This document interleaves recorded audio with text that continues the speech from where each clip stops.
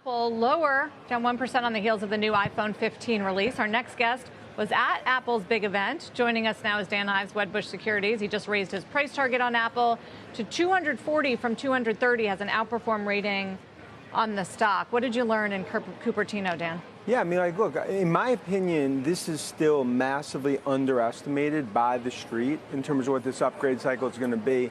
You know, if you look from a chip perspective, battery technology, and what I ultimately is going to be massive promotions that we're going to see from the carriers, and you've already seen from Verizon, it's going to stimulate what I view as a mini super cycle. And I think yet again the street is going to underestimate Cupertino.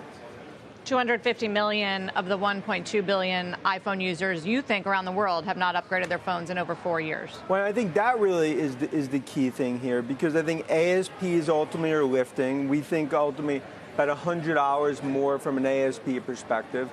And it's about the pent-up install base. Wait, didn't they not raise prices? So they raised prices on the Max Pro. If you look at Pro, they kept that the same. But the most important thing is the mix. What we're seeing out of our Asia checks, 75% roughly are going to be Pro and Pro Max, what typically is 60%. That's a huge uplift for Apple. And I think when you look at what the street is called, maybe a knee-jerk reaction here and maybe not expecting that this is a wow type of launch, I disagree. I actually think when you see how this all plays out, I think it could actually be iPhone units up year over year.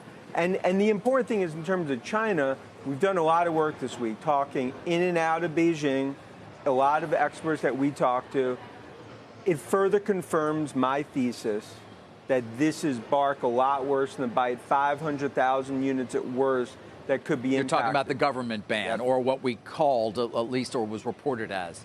You think you're talking to the right people? I mean, you have some Chinese, you have Asian supply chain checks, you have government, I guess, Chinese industry contacts, you say, but do you think you're talking to the right people? Look, I think these are contacts, at least for us, that over the last 7-8 years, with all the black swan events that Apple is going into, they've, I think, navigated us well. Now, look, there could definitely be some scrapes for Apple. I'm not saying that this is rosy and rainbows in terms of having a champagne dinner in Beijing. But what I do believe is that the fears here are way overblown. And I actually think when you look at Huawei essentially is the equivalent of an iPhone 12. I mean, if you actually just compare it from a technology perspective.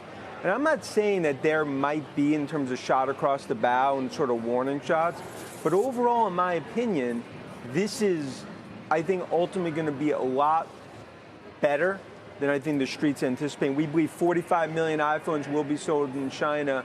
Only 500,000 at most, we believe, could be impacted here. When do you see revenue inflecting positive year on year? And if it's not this quarter, in the middle of a launch, isn't that kind of weird? Yeah, I think we start, Carl, at that point, I think in December, going into March, that's where you're going to have services, double-digit growth. The FX headwind now starts to become a tailwind. And then when ultimately you're going to have units that I believe starts to uptick, call it 4 or 5% with ASP uplift. You combine that all in terms of where it ultimately goes, you're looking at a renaissance of growth for Apple. Now, some will argue the valuation, and I get it, but I view it as the services business that goes to double digits. I think that's worth 1.4 to 1.5 trillion.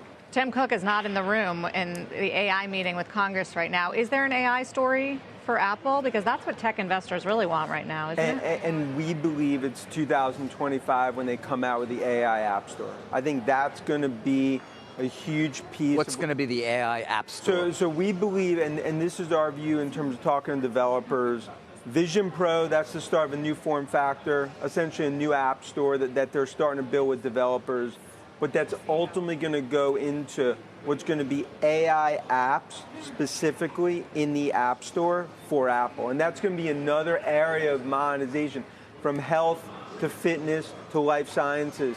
Apple, when you put it together, we believe they've spent almost as much as Microsoft has on AI. So they're not going to be on the outside looking in here. And I think they continue to play the long game. And it's one where it's hard to argue with what Apple's done from a success story. That's a headline. They've spent as much as Microsoft on AI.